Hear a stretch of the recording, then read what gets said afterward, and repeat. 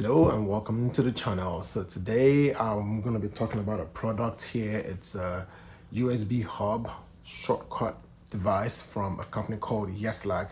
I did a review of one of the products for a rim protector for your 20-inch induction wheels. If you want to look at that, I have that up on the channel. But this is a product from them also. Like I said, it's a USB hub shortcut device, and what this does is basically put in your hands a lot of controls right there in your center console. What do I mean by that? This device here comes with 3 buttons, and with these 3 buttons you can program up to 9 different functions. From the factory it comes with 6 functions programmed in, so you have like a double press and a long press to activate the functions. If you go on the app, which we'll talk about in a little bit, you're able to like customize those buttons and also add one more for single press. And again, this goes in your center console. It's powered by the USB-C that you're gonna basically connect to your center console with this cable here, and then you have this connector that goes in your OBD port / CAN bus in the rear console. That goes into that connection, and then this end here connects to this wireless module. This is what communicates with this that makes your car perform the action you're triggering. What function does this do? This will do anything like open your car doors. You can have it open any of the car doors, open glove box, turn on your indoor lights, open your trunk, your front.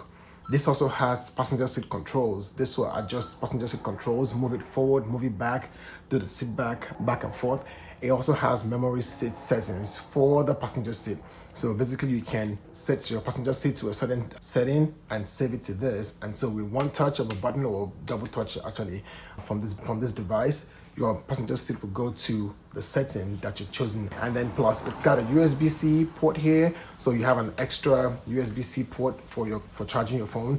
It also has like a pass-through down here that you can pass another extra USB-C, because this is going to take up one of the USB-C ports in your center console, but you can connect a cable to the other USB-C port and pass that through here, so you ultimately have 2 USB-C ports still open to you to use. Like I said, the color is nice. It blends nicely with the center console. It also has 2 little lights here that shines into your center console when you open it, and there's a little button here that when you close the center console, when it pushes against that button, it turns off the light. So trying to save your battery there.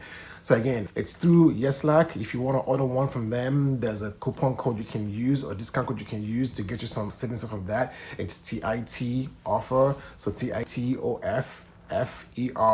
That gets you a discount on anything on the Yeslak website. So there's not much to it. You have this, you have the wireless module and the controller, and that's it. It's a very simple setup.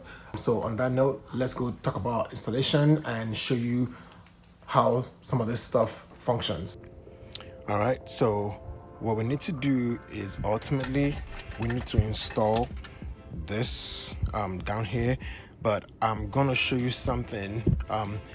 Ideally or technically you don't have to mess with this air vent, but the problem is in the Model Y you don't have enough space in that space down there to have this go in there and also have this stay. There's a metal plate that's in the way, and I'll show you that in a little bit here. And the best thing is to try to pass this cable here up and have it be under the vent here connected to this. But the other problem is this cable is not long enough to do that. It gets up here, but you don't have enough to be able to work it to get into plug into this. I did reach out to Yeslak and tell them if they can make this cable about a couple inches longer, that will save a lot of headache for Model Y owners. But instead of trying to show you what didn't work, I'm just going to show you what worked. And like I said, you don't need this, but the thing is we have to take out this cover down here, and for that to happen this has to come off, but nothing crazy. So just watch this here. To take this off, you want to pull from the bottom, so pull bottom up, and that's it. I've taken mine out a few times, so it's probably a little bit easier for me now. And then just to make sure we have room to work, I'm going to disconnect this USB-C port over here, and it's down here. So take my pull up the clip and just pull out, and this part here is done, so I can put that away. Recommendation is to turn off the power to the car. I also realized turning off the power doesn't really shut off the power down there, but either way it still prevents you from messing up something with the data connection. So to do that, I'm gonna go to the car, I'm gonna go to settings, safety, scroll down here all the way to the bottom, and power off. And power off, that shuts off your AC and everything. So now let's go look at what we need to do down here. We are working with this bottom here. This is where the OBD connector is, and so I've already got this loosened already because I already came here before. But the device, the kit comes with a pry tool, and I'll just suggest want to use from the side. You pry, and once you pop it open, you can do both sides, and that comes off. And now you expose where the OBD port is. This is how it comes standard from Tesla. You have this blue connector here. I have something to the side because this is what powers my ambient light. I want to show what it looks like from Tesla. That's why I took this out here. But what I'm going to be doing is daisy chaining my ambient light and this together. But to disconnect, you pull down the tab, press down the tab here, and pull out, and then that separates that now. So now I'm going to take this. So like I was saying, what I wanted to do is put this here and then run this up and connect over here, but I can't because it's not long enough. And then this device, this is the metal plate that I was talking about that's in Model Y. I believe in the Model 3 you don't have that. In the Model Y you have that, and so there's not enough to fit in this in here with this too. I mean, you can try and see if it works, but there's not enough space. There's no space to like really put that. That's why I figured I will pass it up here and let it just be in this space here. There's a gap between the air vent and this cover, and so that's the plan. But again, since it won't fit, what I'm going to do is take off this cover and then do the connection so it can stay in this space here, and then we'll be good to go. To do that, you have these two screws down here. They are Torx screws. You might need a Torx screwdriver or something like this. I had this from a different installation, so you might need something to be able to take off the screws, but that's it. Just loosen them.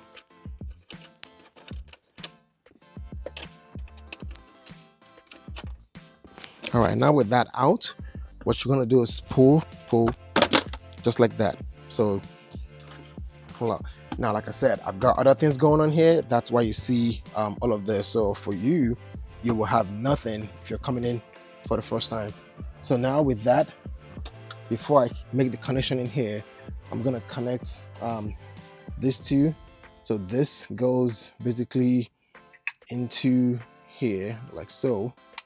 That's it. So the wireless module is not connected to this. And then what I really want to do then is everything needs to go back up here. I'm not gonna tape it or anything, so that way I'm not getting stuck, but I'm gonna put this cover back. The connection part is sticking out, right? This part is just staying on here. Okay, so that's one there.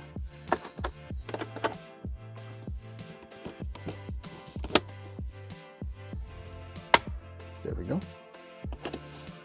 And that's it. So now I've got that wireless module. It's tucked in under there.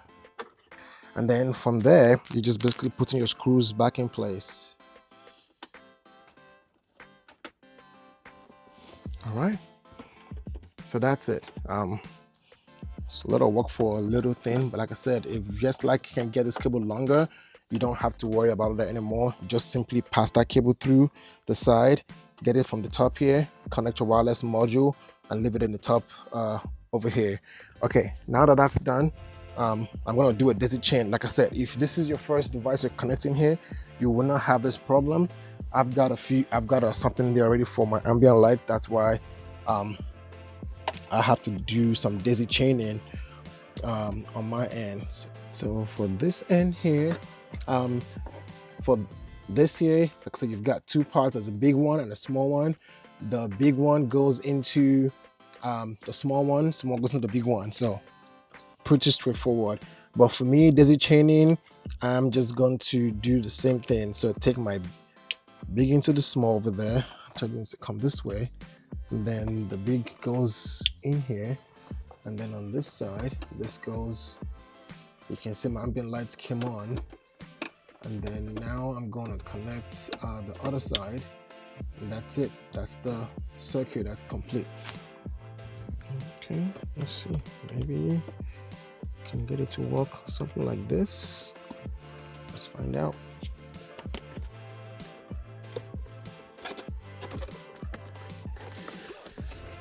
And then close that. Nope, it's not. Something else that I would be nice is if somebody can make an aftermarket of this cover that's got more room, that basically sticks out some more. This will solve a lot of problems for those of us that have got multiple things going on back here. So anybody who feels like they can do something. So I got the side, I got the middle. Okay, I think I got something, but I'm gonna look out for anybody who has a cover that comes out a little bit more, that allows you to have multiple connections in that back port. But on that end though, everything here is done. If you remember, we took out this air vent here just to be able to take out this cover. Well, not that everything is back, we're gonna put everything back. Again, I've got more stuff in here because of my ambient light. So I'm just gonna tuck everything up under that vent over there. With that, I'm gonna take this, plug the USB-C connection back, and then the rest is just putting this back again. You got 4 clips, 2 on the bottom here and 2 on top, and so just trying to align things, and that's it. Just pushing and snapping, and that does it. That's good to go. Everything's good to go. The rest of the work now is connecting this in the center console. All right, so with the connection done, it's time, like I said, to put this in. I also forgot to mention, it comes with a manual. This manual is very comprehensive and it's very detailed and it's very, very handy. I do suggest you spend some time reading it. It tells you how everything works and basically what the buttons do, and a lot of things, even how to activate the seat massage. Yes, that's something else this also has too. This particular module here comes with seat massage. You press down the voice command for like 2 seconds and it will turn on seat massage. That runs for about 15 or so minutes and then it shuts off, which I think is good too. It doesn't just keep going. And so manual, very handy. I'm going to leave it right here. But for this here, it's pretty straightforward. You've got this and you've got this. This is going to be powering this to talk to that wireless controller. I want to make sure the cable, 90-degree cable, is able to come this way, so plug that in. All right, that's in. And then to put it in, it's going to sit in this groove over here. And so as you can see, it's also got a cutout already for that. So you want to put that in at an angle. So it sits in diagonal like that. And then once you're in, you can simply then just push it to keep it straight and then bring it in. And then from there, I'm going to take this USB-C and just plug it into the port. And now if you look at this, I don't know if you can see it, but you see that light up. So now you can see it's got power. And then if I close this, you can see, like I said, the color flushes pretty good. Everything blends nicely. This closes really nice and flush. This also flushes up nice and pretty good. So you got extra USB-C port now. You have that. Now before I go into these buttons here, like I said, you have like seat controls here. So over here is your seat forward and sit back, and so you can see the passenger side of the seat over here. You can see this going back, and if I do this now, you see it coming forward. You can't see the seat back, but if I do this seat back here, it's also moving the seat back. I'm going to angle this a little bit and then let you just catch in the corner of the screen there. So that's your seat controls. Now for the memory seats, it's pretty, you're supposed to run calibration first, and there's instructions in the manual for how to do that. But once you've done that, memory seats, to do that, you tap this button here 2 times, and when you, this top corner button, when you do that 2 times, you just see these 3 lights flash. And what you want to do then is any button you then press at that point, you see this first one flash. So now it saved the current passenger seat. as that memory seat. So if I bring this back now, so I'm moving that passenger seat back. Now, if I double tap this, what it should do is bring that seat back to its previous position. You can see it's flashing that to let you know it's activating that first memory seat. Like I said, it's got 3. Now, if let me move this back again and try to actually put it in proper position. All right, so bring the seat back here a little bit. All right, and so to save this seat now, I'm going to double tap this again. I see my 3 lights flashing. You have 3 seconds to choose which one you want to pick. So I pick here now, and now the middle button flash to let me know that's the second memory seat saved. So if I double tap this, it's going to activate the first memory seat. That's bringing it back forward all the way from where it was before, right? Let's say I cancel that, and that's it. And if I double tap this one now, you can see it's flashing the middle one to let me know it's going back to the second memory seat. So I'll let it do that. And then I've already gone in here and messed with the buttons already and changed some of my buttons. But so by default, some things you can do, use the manual here to basically tell you what the default buttons are, since I've already changed mine. So your first button here is when you double click it, it requests for battery preheating. So this is good if you're going to be going to a supercharger and you want to start a preheating first. Now when you do this, it will make a request for battery preheating to start in 10 minutes. So it's not immediate, so just something to keep in mind, but at least you can request that. If you press and hold, it will fold your mirrors. So press and hold folds your mirror. I'm gonna long press, and it's folding the mirror. So that's, yeah, long press is folding the mirror. So it folds or unfolds. So long press again, now you can see the mirrors folded. A long press again, the mirrors unfolded.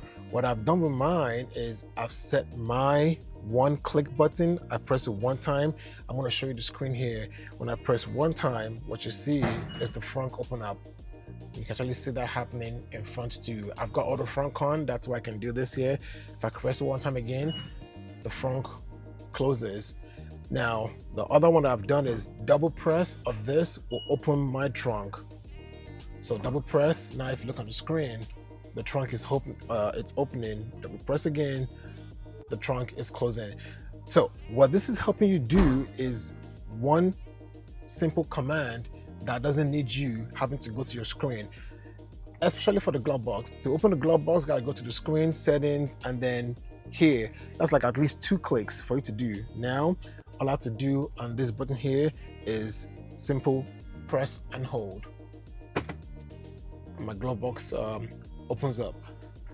So let's keep going through the rest of the commands from the manual, and then we'll see what else we can do with this.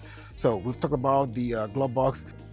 The thought buttons here are primarily for the seats. So basically you double press, it opens one door. So I'm going to use the screen, this here, so you can see on the screen both of my passenger doors are closed. I'm going to double press this button here, and now you can see my front passenger door is open. I'm going to press and hold. Well, in this case, I had it programmed to open the other passenger door, and I also set a single click on this one to open up my passenger door here. And that's because I've got a six-year-old who sits in this seat over here in a car seat, and so I've got child lock on, and so he can't open that door. But with this here now, I simply can use these buttons and it will open the door automatically. So that's what that is there. But again, by default, it only does the 2 passenger doors. You don't have single click options by default. I've got to go into the app to do that, which again, I'll show that in a little bit. But for the most part, again, that's it. Pretty simple, straightforward. You can go through the manual and see other things you could do. Like I said, you long press the voice command, you get seat massage. They don't really tell you much here about how you can go into the app, but I'm going to cover that a little bit, the QR code here just for the session video. But so on that end, how do you then go into the app and customize this button? But again, this by itself has been pretty useful. And don't forget, if you want to order anything, if you want to get one of this for yourself, on Yeslak's website, The coupon code is TITOFFER, TIT offer, and you get a discount off of this. So hopefully this has been useful for you if you are interested in something like this. Like I said, it's putting a lot of things within arm's reach for you. You don't have to mess with the screen to go, open trunk, glove box, all that kind of stuff. This does it for you. You can do a lot more things in the app. And so on that note, let's go talk about the app. All right, guys, so this is the deal. The app is in Chinese. It's an app through the WeChat app, and it's all in Chinese. And I've been doing some work and trying to actually translate what these words in Chinese say in English, so it's easier for non-Chinese speaking or reading folks to follow. But it is taking some good amount of work and amount of time, and ultimately delaying me from finishing this video. And so what I'm going to do now is I'm just going to end this video here with the installation piece, and then I'm going to come back and do a separate video on how to set up the app and use the app by itself. That's going to be coming shortly, but I just wanted to put this video out here first and get this one going. So if you're not subscribed, make sure you hit the channel, hit the button and subscribe so you don't miss when you have the video for the app, so you can be able to use the full functionality of this hub. Thanks for being as always, and we'll see you next time.